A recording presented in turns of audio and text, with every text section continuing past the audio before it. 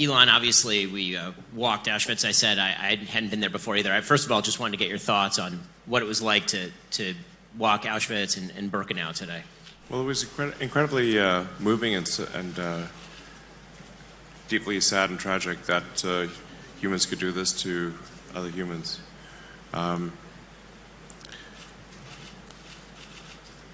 It's good to have the memorial, as the plaque says, so that it never happens again.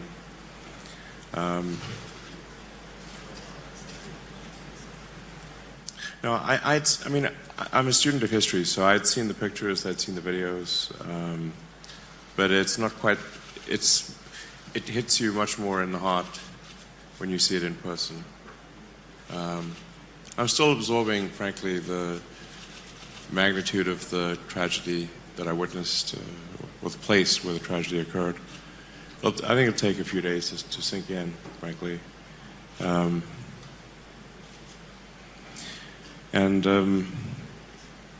As was mentioned, if there'd been social media, I think it wouldn't have been impossible to hide.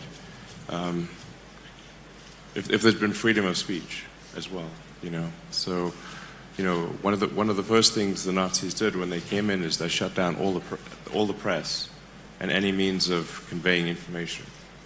So, and it's worth noting in the United States, the First Amendment in the United States was freedom of speech, because the people that came to the United States from other countries did not have freedom of speech. That if they had said something, they could be imprisoned or killed. And that's why the first correction to the Constitution was the ability to say what you want to say and not be thrown in prison or killed. Elon is obviously the CEO of X, which is the largest news service on the internet, the place where a huge number of people, including me, get the news. You've been committed since you took over to a much broader perception of free speech on the outlet. And that's led to a lot of criticisms about suggestions of rising anti-Semitism on the outlet as well. I can say for my own part that the broadening of speech on Twitter, I think, has been, and on X, has been an excellent thing. One of the things that I was able to do, for example, in the aftermath of October 7th, was actually put out full footage and pictures of what exactly was happening. You can see what's really happening, so and the true horror.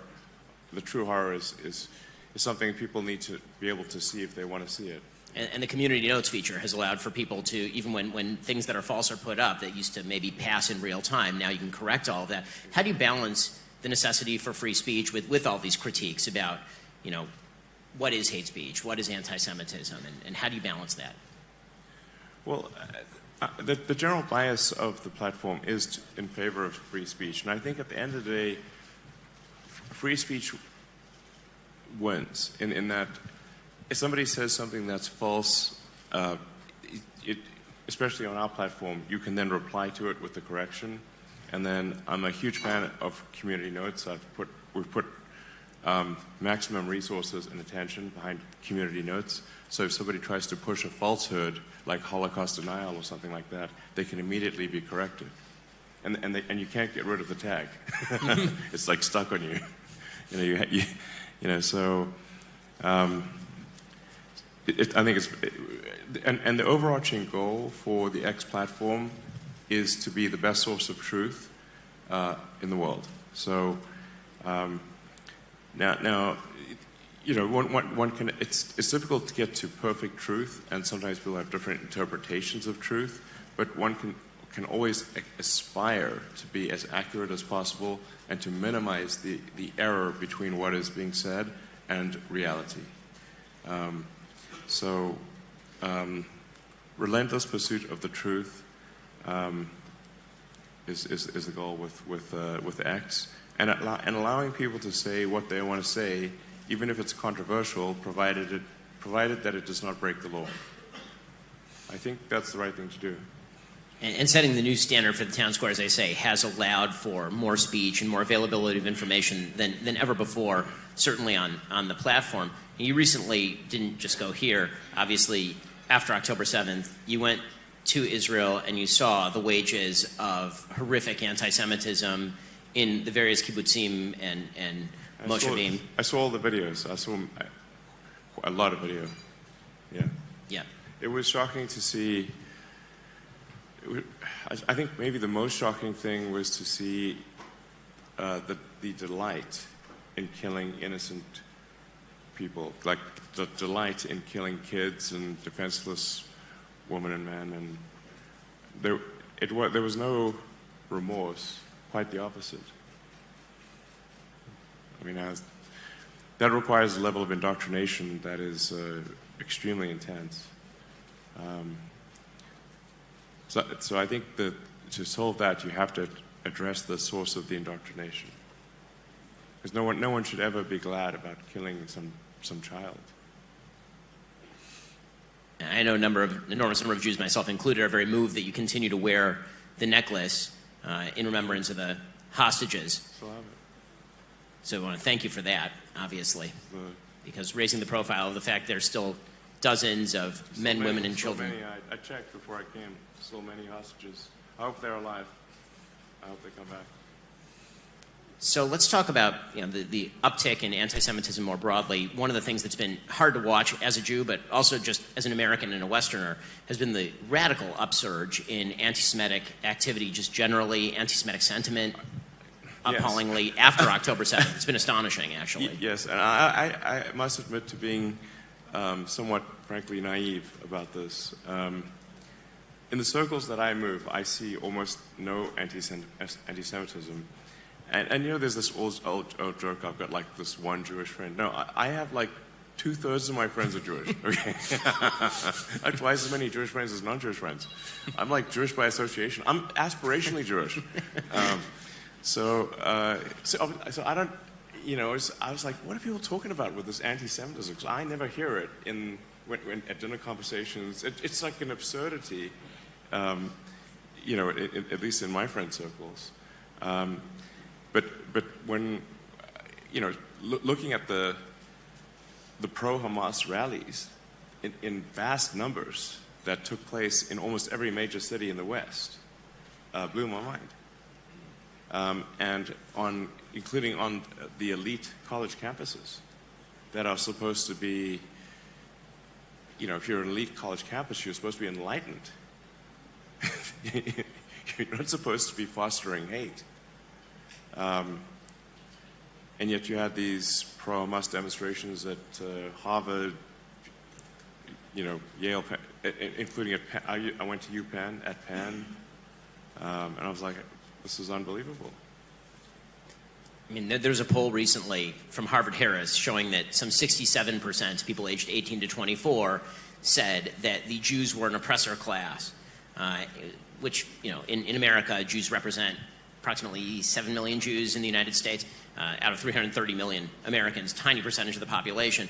But that ideology, that the Jews are an oppressor class, matches up very nicely and very closely with what is a conspiracy theory. At root, anti-Semitism is a conspiracy theory, and it's a conspiracy theory about power. And if you read Nazi literature, the Nazis literally promoted the idea that Jews were, of course, this small caste of people who were running all of the major industries, who were standing behind all world power. Hitler's suggestion is that it was world Jewry that stood behind Germany's loss in World War I, and then the Allies' unwillingness to make a deal with Germany prior to World War II. And that theory of power and group identity is really ugly, and we see echoes of it today. I mean, the diversity, equity, and inclusion ideology that basically suggests that all of society is a vast pyramid of group identity, and that at the very top are the people who are successful, and that those people are exploiting everybody else. And we can tell who's successful by their group identity, not by their level of success, by their group identity. Yes. That matches up incredibly. It syncs up almost a Venn diagram circle with anti-Semitism. Absolutely. The diversity and actually inclusion, you should always be wary of any name that sounds like it could come out of a George Orwell book. Okay? That's never a good sign. Because it sounds like, sure, diversity, equity, inclusion, these all sound like nice words, but what it really means is discrimination on the basis of race, sex, and sexual orientation, and it's against merit, and thus I think is fundamentally anti-Semitic. So Yeah. You know, I think it was the whole, all of the sort of all of the riots that were in the major cities and college campuses, I think was a shocking wake-up call to, I think any sort of civilization or civil-minded person, really. Yeah. It was quite a shock. Now, the crossover between some of these rallies on college campuses in favor of Hamas, I mean, they unite the weirdest coalitions maybe in human history. You'll see LGBTQ flags in favor of Hamas, where, of course, if an LGBTQ person were to be actually in the Gaza Strip, they would no longer be in the Gaza Strip, they would be dead. Yes, exactly. And that coalition is... That's like seriously out of touch. Yeah. But it isn't. But it only isn't out of touch in the sense that there is a coalitional idea here that basically power structures must be torn down at all costs, and if that means allying with people who hate me, then I'll ally with people who hate me. And the fact that that's grown in fervor since October 7th really is, as I said to me on a personal level, quite shocking. What do you make of the future of a West if the West continues to embrace that idea? Well, I think we really need to stop this principle that the weaker, normally weaker party is always right. This is simply not true. If you are, in quotes, oppressed or the weaker party, it doesn't mean you're right. Because if some of those, weaker groups want to annihilate you, that does not make them good. We have to get rid of the rule that if you're weaker, you're automatically good. That's obviously makes no sense. It often makes sense where it's like, okay, you don't want to beat up on someone smaller and weaker than you. But if that smaller group wants to kill you, they're bad. Okay. I'm a big believer in moral absolutism, not moral relativism. There's good and bad in the absolute, and you judge any group or individual against absolute moral standards, not whether they're the so-called oppressed or oppressor, just on absolute moral terms. Are they doing good things? Do they want to murder innocent people? That's bad. Doesn't matter who they are. You would think, but the pseudo-sophisticates on college campus seem to think differently. And so I wanted to get your take on why you think this is so prevalent on college campuses. What do you think the future of the universities in the United States looks like, given the fact that entire universities appear to have been corrupted by moral relativism and this sort of perverse ideology? Do you think that a wave of change is coming to the universities? Do you think that there's going to be direct hiring out of high school? What is the solution for universities in the United States as well as abroad? I think we need to return to where things were, or mostly were, which is a focus on merit, and it doesn't matter whether you're a man, woman, what race you are, what beliefs you have. What matters is, how good are you at your job, or what are your skills? You could be a three-legged green Martian, wears a kimono and drinks yak's milk. Who cares? It doesn't matter. What matters is how good is your work. That's it. That's the least sort of racist, sexist you can be. Is just care about the work that somebody does and not anything else. That's what the focus needs to be to return to.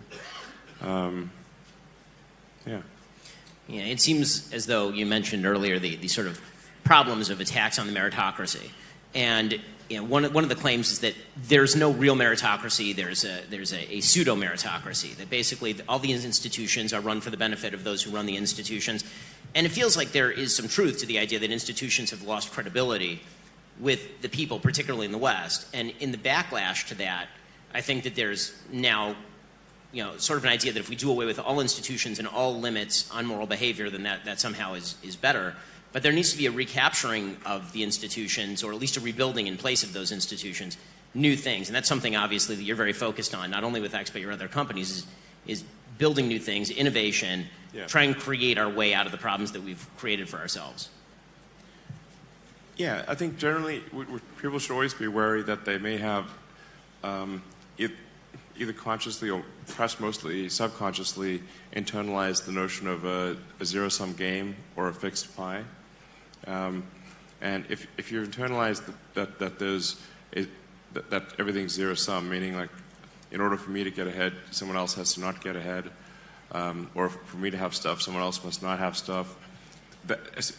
If you have that axiomatic flaw, then what it needs to be done is to fix that axiomatic flaw, because it is false. It's not a zero-sum game. We can absolutely grow and have grown, and the evidence is overwhelming that we have grown the output of goods and services. We have many things today that we did not have in the past. We are far more prosperous. All of humanity is far more prosperous today than it was at times in the past. I mean, it wasn't that long ago where, we'd count a good year as one where, well, the bubonic plague wasn't that bad, only killed 10%. Not that many people starved through the winter. We only lost, 5% of our population due to raids from other tribes. Basically life used to be very rough in the old days. If they could see us now, they'd be like, what are you guys complaining about? This is amazing. Not having to worry about food for, we were food constrained for probably the last 100,000 years until recently. So, really the present day future is amazing compared to the past. And anyone who doesn't think it's amazing is not a good student of history. So I think we live in the most interesting of times and probably the best of times. One of the things that I would hope that, and I think you're part of this, is a coalition of meritocrats standing up for the meritocracy is going to be deeply necessary in a future where trust has been fragmented with so many institutions. We're going to have to stand up and loudly say that merit still exists and that merit is individually based, not based on innate characteristics of some sort. So you mentioned earlier that you're aspirationally Jewish, that you surround yourself with, that you're surrounded by so many Jews. So are you part of the Jewish conspiracy? What exactly is the... Maybe. That'll please the haters online. Yeah. I'm sure. No, I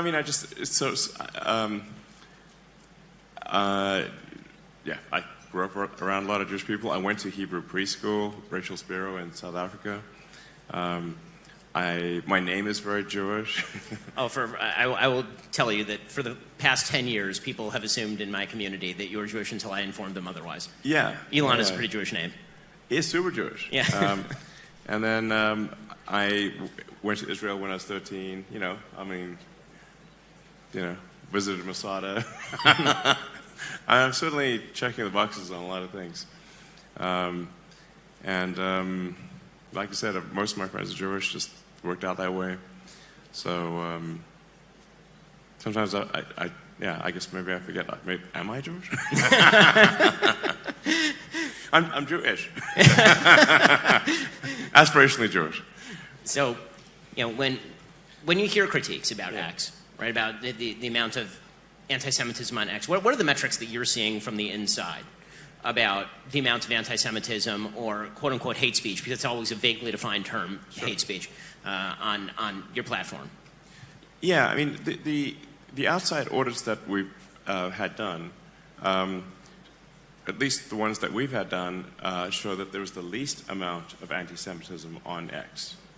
If you look at all the other social, it's never going to be zero. If you've got 600 million people on a platform, expecting it to be anything to be zero is extremely unlikely, because you've got 600 million people on a platform. But when they compare us to Instagram, TikTok, TikTok's actually got a lot of anti-Semitism. TikTok is pretty terrifying. TikTok. If people have not checked out TikTok, the algorithm is absolutely pushing you toward pro-Hamas material. Yes, it is. I believe it's we have TikTok has like 5 times the amount of anti-Semitism per post than we do. So it's not, like I said, it's not going to be zero. But to the best of our knowledge, it has the least amount of anti-Semitism of any platform. Legacy media has spent an awful lot of ink on you. There's been a lot of attempts to paint you as anti-Semitic or paint X as anti-Semitic. Where do you think that's coming from? Why does the legacy media seem to have you, particularly in the last year and a half, in the crosshairs so much? Well, I mean, the reality is that X is competition for the legacy media. So, X is where people go to get the most current news and learn about the world. So, the legacy media is our direct competitors. So they're really going to find every angle to try to cancel X. I mean, if you want to know why things are happening, look at the incentives. So, and legacy media has had a tough time with respect to usage. The numbers I saw was that the sort of traditional print cable television viewership went down something like 20-30% last year. On the other hand, X went up roughly that same, roughly 20-30%. So it's a direct competition for people's attention. So if there's some attack they can levy against me, they will.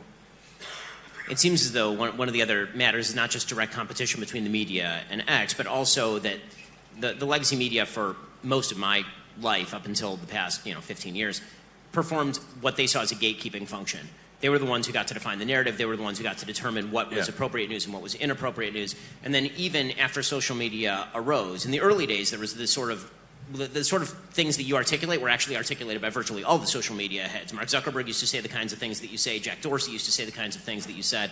And then there seemed to be an institutional takeover by a lot of legacy media types in terms of the kinds of rules and restrictions that were placed on what you could and could not say on these platforms, who would get banned, who would not get banned. Advertisers weaponized against particular outlets if those outlets didn't follow the diktats that were put forward by these types. And it seems like since you took over, one of the biggest objection of all is that they're not performing the gatekeeping function anymore. Someone else is. Well, yes. I mean, I don't think that there should be a gatekeeping function by a small number of individuals. I mean, if you say like for newspapers in America, there are about 5 editors that decide what gets put on the front page, or what to focus on or what not to focus on, and most of the other papers just copy them essentially. So, but is that really what we want? Do we want just a handful of people deciding what they think is important, or should it be that the people decide what's important? And I think it should be sort of an organic thing where the people decide what's important and what to focus on, not just a handful of editors. They don't like the fact that this power has been taken away from them, but I think it should be. I want to go back to something that you said a little bit earlier, talking about the idea that on a moral level, there's nothing that suggests that simple weakness is itself virtue. That a weak person can be virtuous, but doesn't necessarily mean that they are. A powerful person can be, the victimizer, but it doesn't necessarily mean that they are. That logic carried forward, particularly to what's going on in Israel right now, has been, in my opinion, entirely pernicious and wrong. There's this idea that because Israel is a powerful, militarily sophisticated country that is doing its best to limit civilian casualties in one of the most population-dense areas of the world, in which you have terrorists who are honeycombed throughout every aspect of society, building literally hundreds of miles of tunnels, the entire London subway system worth of tunnels underneath the ground, that somehow Israel targeting those systems and killing a lot of people, because when you kill terrorists, unfortunately, and they're embedded among civilians, it's terrible and it's horrifying, but every one of those deaths is on the terrorist group that embeds itself with civilians. There's been this logic has been mapped onto that conflict, that smaller and weaker means morally virtuous because victimized. Yeah.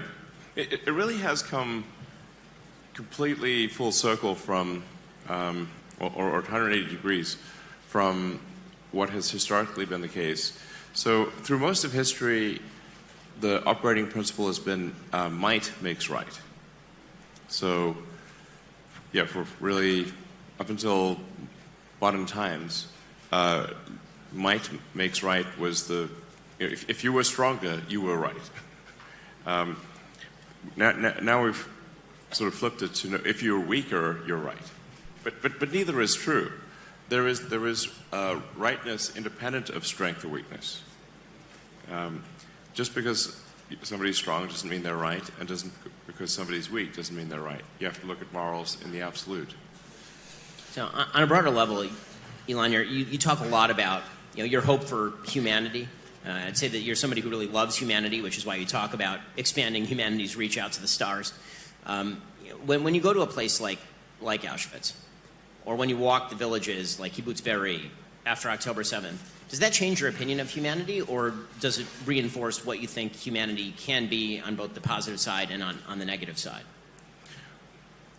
I think it is actually human nature to love humanity unless you are indoctrinated otherwise. So I think the actual default for most people is to love humanity and to love being around their fellow humans. You can take, for example, like what's one of the worst punishments in prison is solitary confinement.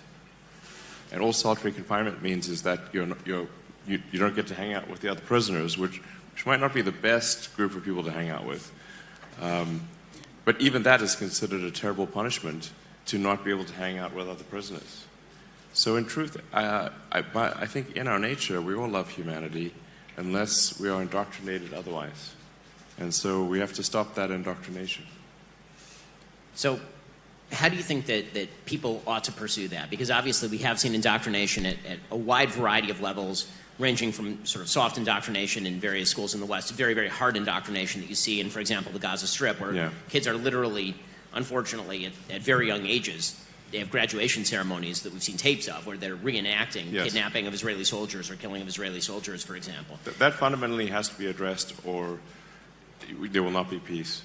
The education of kids in Gaza, the indoctrination of hate into kids in Gaza has to stop. So when I was in Israel, I was like, that was my top recommendation, is like you've got to make sure. I understand the need for this to invade Gaza, and unfortunately, some innocent people will die. There's no way around it. But the most important thing is to ensure that afterwards, that the indoctrination, where kids are taught from as soon as they can understand language, that their goal is to kill Israelis. And if you're told that from when you're a toddler, well, you're going to believe it. And that needs to stop. Yeah. On a technological side, what do you think can be done there? Because actually this is one of the areas where the Gaza Strip isn't famous for its internet access. There are a lot of places around the world where the government puts an extraordinarily heavy hand on the flow of information. You were mentioning that the Nazis, first thing they did was take over the entire press mechanism inside Germany and then inside the occupied areas of Europe. But that obviously happens all over the world right now.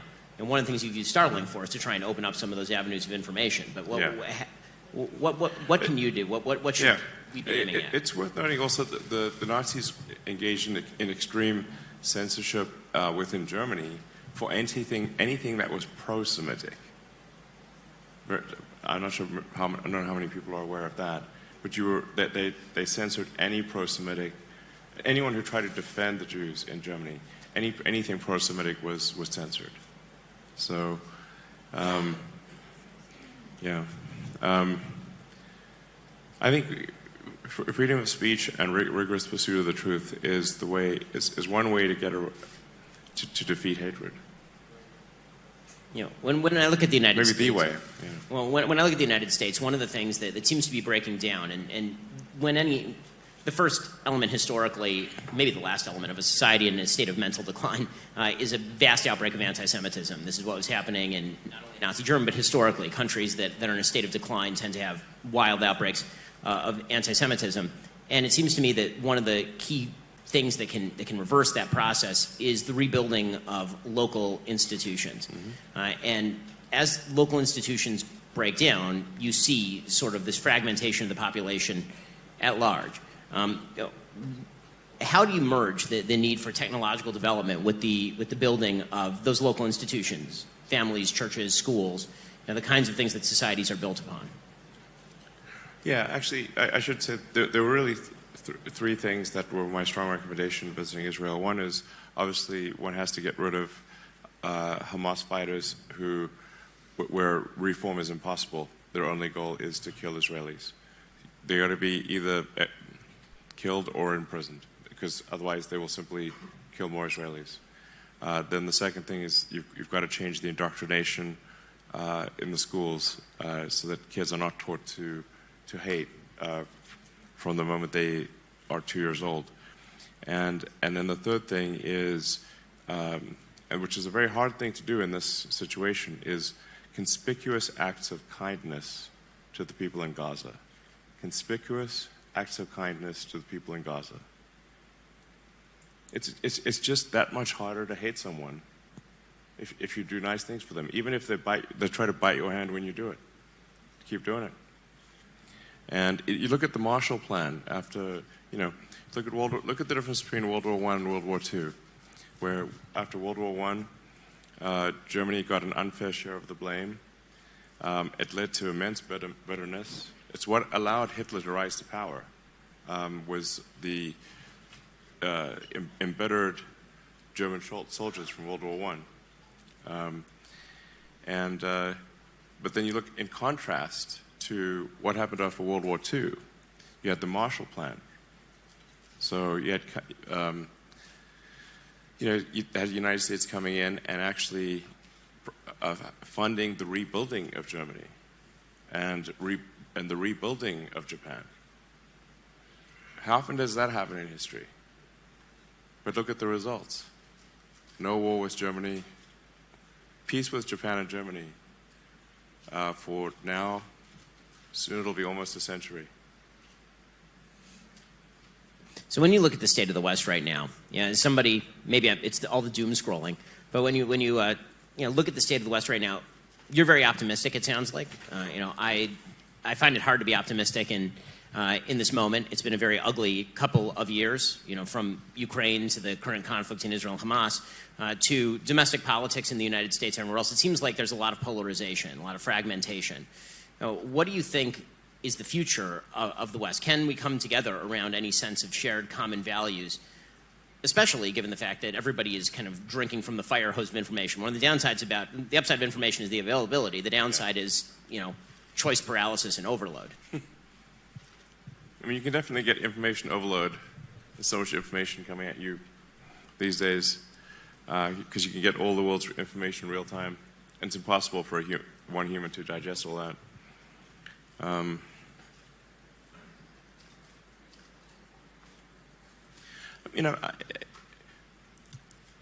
I think there are some things that we can agree on, or most people would agree on, are cool and inspiring, like humanity going to the moon. If you ask probably kids almost anywhere in the world, what's the coolest thing humans have ever done? I think a lot of kids would say, we went to the moon,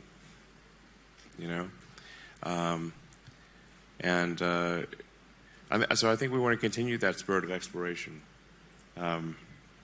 Speaking of kind of growing the pie, and is that we want to, I think, have a dream that we can be a spacefaring civilization, a multi-planet species, a multi-stellar species, and go out there among the stars and discover the nature of the universe. That we can collectively seek greater enlightenment to better understand this incredible universe we live in. I find that very compelling. I think most people would find that very compelling. I think embedded in that is also, as you say, that core value of meritocracy. Because it's one thing to say man can go to the moon. It's another thing to say I can be part of man going to the moon. And a meritocracy suggests that you can be part of that. It's not just that human beings are capable of doing the thing. It's that you can be a part of that thing if you work hard enough, if you innovate enough, if you try hard enough. And so societies that seem to have given up on that also seem to have given up on going to the moon. Societies that are so reflective about their own supposed flaws, the United States has this problem right now, that they are unwilling to simply say freedom is pretty phenomenal and meritocracy is the greatest thing that's ever been invented, and we should hold on to that, and that's what's going to allow us to get to the moon. That stops us from going to the moon or to Mars or to anywhere else. Yeah, I mean, there's many wonderful, interesting things that are happening besides space exploration. Obviously, as time goes by, we improve our ability to cure cancer, to cure many diseases. There's increased access to information. And people talk a lot about inequality, but what about the equality of access to information? That's incredible. Right now, if you've got a very cheap electronic device at an internet cafe, you can access all of the lectures of MIT for free. You can access almost any book. You can learn anything. This is an equality of access to information that was unthinkable even 20, 30 years ago. You can teach yourself how to do anything for free. That's amazing. Maybe there's like too much focus on the things that are unequal, but we forget about the things that are equal and that have improved inequality so much, like access to information. That's one of the things that we're trying to help out with Starlink is provide internet access to people who don't have internet access or where it's too expensive for them to afford. Because once you have internet access, you can learn anything and you can sell your products and services. So I think that's pretty amazing. I mean, that's sort of like, if we're going to count our flaws, we should also count our blessings. Yeah. One of the things that I think is amazing about what you've been doing, Elon, is that it's not just the business side of you that's important. Obviously, you've become this unbelievably large figure looming in the public imagination, and that means that when you tweet, it has impact that is very large. How do you decide when to tweet? Sometimes it's memory, sometimes it's joking, sometimes it's these long thought out posts. How do you decide when to tweet? How do you inform yourself on the topics that you're tweeting about? Well, I do post a lot on the X platform. Sometimes 100 times a day. So, once in a while I'll do something dumb, for sure. But I really, I try to say things that I think are interesting or funny. I mean, there must be some reason why 169 million people follow me. I guess. I don't know. I must be keeping them amused in some way. So amuse, entertain, have opinions on something. Sometimes they're wrong, sometimes they're right. And for things like community notes, it applies to me as well as it applies to anyone else. So if I say something that's incorrect or, not full context, then community notes will correct me very quickly. So, but it's only me doing these posts ever. I don't have a team or anything. In fact, I generally would recommend for leaders of the world to just literally post your own stuff. And once in a while you make a mistake, don't worry about it. So, yeah. Can't win them all. Nobody bats 1,000. So, obviously, where we visited today, the big takeaway always is never again. I think that the question that a lot of Jews worldwide asked after October 7th and after that wild upsurge of anti-Semitism, which we've seen, the Jew hatred that continues now, is whether never again really for a lot of people meant never again between the years 1939 and 1945, or whether it actually means never again like right now. As in, if there's a genocidal group that wishes to kill lots of Jews, is that something that you wish to stand up against right now? And when you look out at the world and the state of the world. You know, the video that EJ put up a moment ago suggesting that the Holocaust would have been somewhat mitigated, or people may have had more information. Or been able to, certainly been able to escape earlier. I mean, one of the things that's astonishing, obviously, about the history of the Holocaust is how many Jews, because they were only getting partial information, it was slow and it was gradual, and by the time they wanted to get out, it was just too late for them to get out. You know, what are your hopes that never again is a real thing? I mean, I certainly hope there's not another Holocaust. That's for How sure. realistically is it? I think it's unlikely, frankly. So at least if you say, like, I mean, I could be naive, but I think the probability of a Holocaust in the West is extremely tiny. You know, I think if you look at, say, the Nazis, I think Hitler got like a third of the vote or something like that when he was he was sort of semi-elected and then did basically a coup. But think of all the people that fought to destroy Nazism. The millions and millions of people that fought and who died to destroy Nazism. That's the vast majority of the West opposed, even in those days, opposed Nazism and fought and died. And my grandfather was in World War II for almost 6 years. All his friends got killed. He was the only one of his friends to survive. And he was severely traumatized. Like, he really just couldn't even talk afterwards.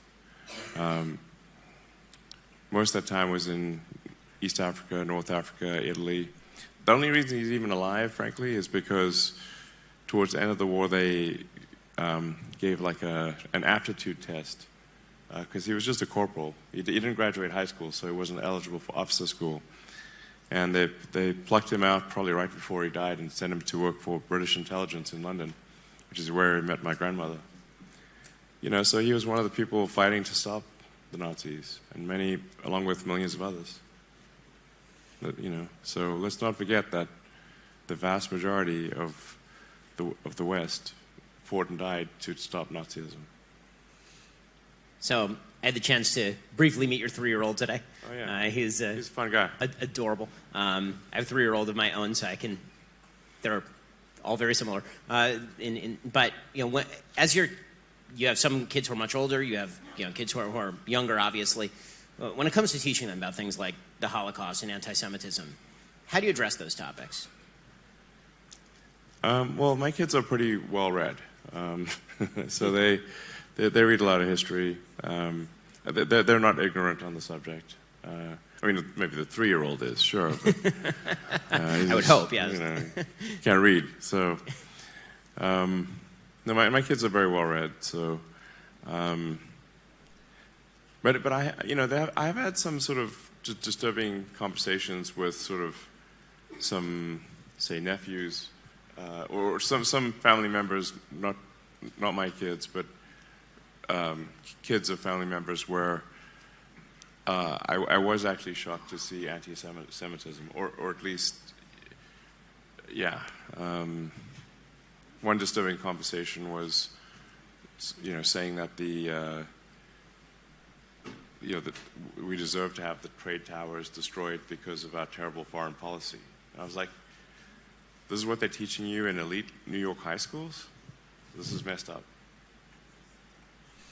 Well, Elon, I think I personally, Jews all over the world, a lot of people in this room want to thank you for not only visiting Auschwitz, but also for visiting Israel after October 7th, and for the strong moral voice you've been on behalf of the fight against anti-Semitism. It's great to spend time with you. Thank you so much. Thank you. Thank you for having me.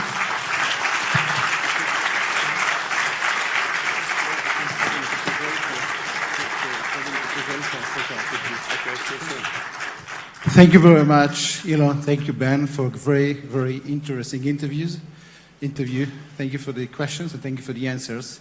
I would like now, please, to call the 10th President of the State of Israel, Reuven Rivlin, and Dr. Joel Mergui, the President of the Consistoire of Paris, for a brief picture, please. The 10th President of Israel.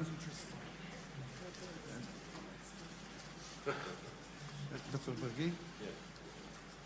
Thank you. And Joël? Dr. Joël Mergui, the President of the Council of France. We'll take, please, a picture before we move on with the program. Thank you. President Rivlin, if we please could call you for the... Okay. Okay. How do you hold it again? It's quite heavy. Okay. Okay. Please, yeah, please do.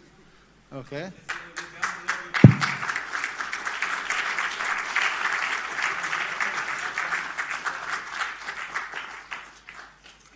Like and subscribe if you haven't yet, and I will see you in the next video. Thank you so much for watching.